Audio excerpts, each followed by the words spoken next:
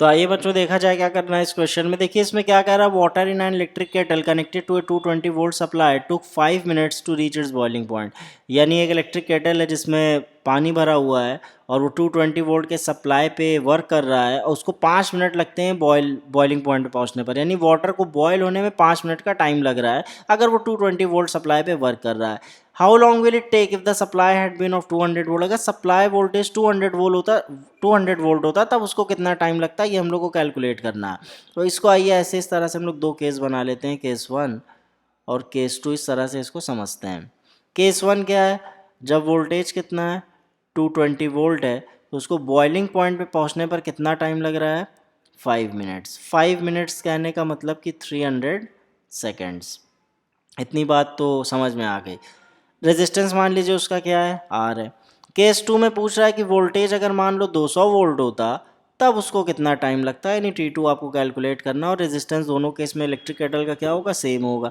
अब देखिए अगर बॉइलिंग पॉइंट पे पहुंच रहा है इसका मतलब हीट एनर्जी ले रहा है, यानी कुछ हीट लेके ही बॉयल हुआ है। तो हीट एनर्जी उसने इस केस में भी उतनी ही ली होगी और उस केस में भी उतनी ही ली होगी, क्योंकि हीट एनर्जी दोनों ही केस में सेम होगी, क्योंकि बॉयल होने के लिए इसको एक हीट एनर्जी की रिक्वायरमेंट होगी। उतनी ही हीट एनर्जी ये फर्स्ट केस में पाया होगा, बॉयल हुआ होगा तो उतनी ही क्या हुआ होगा सेकंड केस में भी पाया होगा तभी बॉयल हुआ होगा, क्योंकि बिना उतनी हीट एनर्जी के तो बॉयल होगा नहीं। अब बस दूसरे केस में फ़र्क इतना आ गया कि टाइम ज़्यादा लग जाएगा। टाइम ज़्यादा इसलिए कि लगेगा क्योंकि वोल्टेज उसका क्या हो गया है, कम हो गया है। यानी कहने का मतलब अगर इसमें हीट एनर्जी H1 लिया है, इसमें H2 लिया है, तो H1 और H2 क्या है, बराबर है, क्योंकि दोनों ही केस में हीट एनर्जी बराबर मिली होगी तभी ये बॉयल हुआ होगा।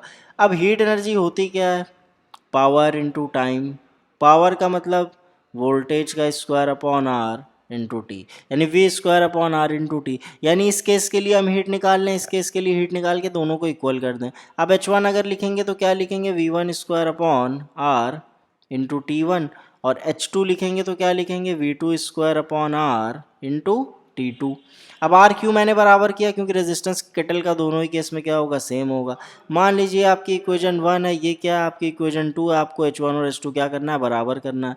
बराबर करना है का मतलब V1 square upon R into T1 is equals to V2 square upon R into T2। R से आर क्या हो जाएगा, कैंसिल हो जाएगा, बचेगा क्या, V1 अपॉन V2 का square is equals to T2 upon T1। अब V1 आपका कितना है 220 वोल्ट है और V2 कितना है 200 है स्क्वायर। T2 आपको फाइंड करना है, T1 आपको दे दिया 300 सेकेंड। जीरो से जीरो क्या हो गया, कैंसिल हो गया, और इसको और कैंसिल कर दीजिए, 2 11 ज़ा चला जाएगा, 2 10 ज़ा। कहने का मतलब कि 11 into 11 upon 10 into 10 is equals to T2 upon 300। अब देखिए ये ज़ीरो ये ज़ीरो ये भी पूरा ख़त्म हो जाएगा, बचेगा क्या, T2 is equals to 11 into 3, यानी 11 इंटू 33। आइए मल्टीप्लाई कर लेते हैं, 33 इंटू 11, 1 3 ज़ा 3, 1 3 ज़ा 3, 1 3 ज़ा 3, 1 3 ज़ा 3, 6 3, यानी अब कितना टाइम लगेगा, 363 सेकेंड्स। इतना टाइम उसको लगेगा। यानी T1 अभी पहले 300 सेकेंड्स लग रहे थे, अब कितना, क्योंकि टाइम बढ़ जाएगा, क्योंकि अब वोल्टेज क्या हो गया, घट गया, तो 63 सेकेंड्स क्या हो जाएंगे, ज़्यादा हो जाएंगे। अब आपको इसको मिनट में कन्वर्ट करना होगा तो कुछ नहीं है, 60 से क्या कर दीजिएगा, डिवाइड कर दीजिएगा, तो आंसर क्या हो जाएगा, मिनट्स में आ जाएगा।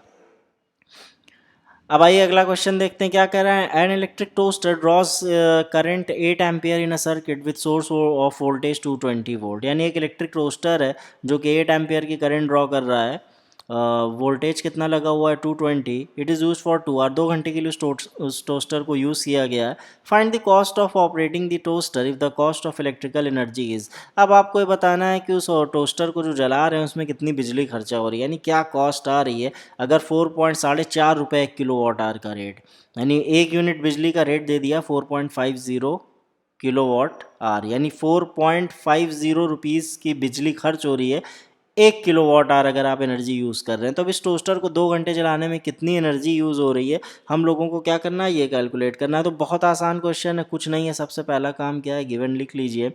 गिवन में आपको दे रखा है क्या, वोल्टेज दे रखा है कितना 220 वोल्ट, और करंट भी दे रखा है आपको कितनी 8 एम्पियर की दे रखी है, टाइम कितना है 2 आवर है।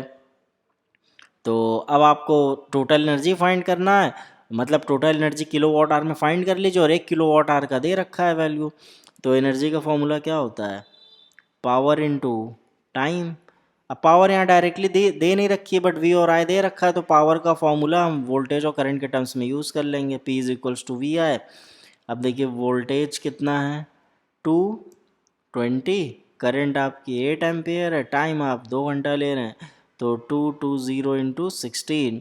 अब 22 और 16 का मल्टीप्लिकेशन कर लेते हैं, आइए देखते हैं कितना आता है। 6 2 ज़ा 12, 6 2 ज़ा 12 3, 1 2 ज़ा 2 और 1 2 ज़ा 2, 2 5 3, यानी कितना आ गया 3520 वॉट आर। वॉट आर आया है। अब वॉट आर से हम किस में कन्वर्ट करेंगे, किलो वॉट आर में, क्योंकि किलो वॉट आर का रेट दे रखा है। तो इसको क्या करना है, किलो वॉट आर में चेंज करना है। तो अब देखिए इसको किलो वॉट आर में चेंज करने के लिए क्या करेंगे, 1000 से क्या करेंगे, डिवाइड करेंगे, क्योंकि 1 किलो वॉट होता है हमारा 1000 वॉट। तो अब वॉट से हमको किलो वॉट में आना है, तो जाहिर सी बात है 1000 से क्या करेंगे, डिवाइड करेंगे, तो 0 से 0 कैंसिल हो जाएगा। यहाँ पे कितना हो जाएगा 3.52 किलो वॉट आर। अब देखिए किलो वॉट आर में आ गया। तो अब 1 किलो वॉट आर का दे रखा है, तो कॉस्ट निकालने के लिए क्या यूज़ करेंगे, cost is equals to electrical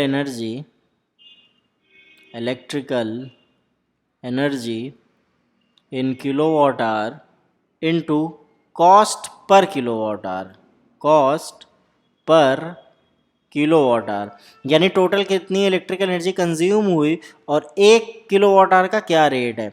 तो डायरेक्ट ये तो बेसिक मैथ्स ही थी, इसमें तो कोई फॉर्मूले की भी ज़रूरत नहीं है, क्योंकि 1 किलो वॉट आर का रेट दे रखा है, टोटल इतने किलो वॉट आर हैं, तो 1 किलो वॉट आर में अगर 4.5 रुपीज़ का खर्चा आ रहा है, तो इतने किलो वॉट आर में कितने का खर्चा आएगा बताना है। तो सीधे क्या करेंगे, मल्टीप्लाई कर देंगे, कितना इलेक्ट्रिकल एनर्जी कितनी कंज्यूम हुई 3.52, और cost per kilo watt our कितनी है 4.5। तो इसमें ऐसा कोई फॉर्मूले का काम नहीं है, बेसिक मैथ्स है। तो इसको जब मल्टीप्लाई करेंगे, तो मल्टीप्लाई करने पर क्या आ रहा है 15.84 किलो 15.84 रुपीज़। मल्टीप्लाई करके आप चेक कर सकते हैं, मैंने कैलकुलेटर की हेल्प ली है, आप कर सकते हैं। 15.84 रुपीज़ आएगी अगर ये रेट हो तो 4.5 रुपीज़। अगला क्वेश्चन देखते हैं, देखिए क्या कह रहा है, सेम क्वेश्चन है। An electric iron is rated 220 volt 2 kilo watt. Rating हम लोग पहले भी पढ़ चुके हैं कि अगर इतने वोल्ट पे वर्क करेगा तो इतने वॉट की पावर लेगा। If the iron is used for 3 hour daily, मान लीजिए 3 घंटे डेली यूज़ हो रहा है, तो find the cost of running it for 1 week if it cost ₹4.25 per kilo watt hour. यानी कि उसको 1 वीक तक हम यूज़ करें तो कितना बिजली का खर्चा आएगा ये बताना है, अगर 4.25 पर किलो वाट आवर हो तो आइए सबसे पहला काम है हम लोगों को क्या करना है, गिवन लिखना है। तो गिवन लिख लेते हैं पहले। गिवन आपको वोल्टेज है यहाँ पे 220 वोल्ट दे रखा है, पावर आपको कितनी दे रखी है 2 किलो वाट आवर दे रखा है, टाइम आपको 3 आवर दे रखा है, डेली 3 घंटे यूज़ हो रहा है, एक हफ़्ता चलाने में कितना खर्चा आया वो बताना है। तो आप एनर्जी क्या होती है एक दिन का निकाल लेते हैं कि एक दिन में कितनी एनर्जी ले रहा है। एनर्जी का फॉर्मूला क्या होता है, पावर इनटू टाइम। तो अब देखिए पावर तो सीधे दे रखी है 2 किलो वाट और टाइम दे रखा है 3 आवर, तो क्या आ गया 6 kilo watt hour, direct 6 kilo watt hour आ गया, क्योंकि पावर 2 किलो वाट दे रखी थी, कन्वर्ट भी नहीं करना पड़ा। तो ये एक दिन में इतनी एनर्जी ले रहा है। अब एनर्जी एक हफ्ते में कितनी यूज़ हुई ये निकालना है फॉर 1 वीक। तो ये भी बहुत आसान है, कुछ नहीं करना है, फॉर 1 वीक एक हफ्ते के लिए। तो एक दिन में 6 किलो वाट आवर ले रहा है, तो एक हफ्ते में कितनी लेगा 7 इंटू 6।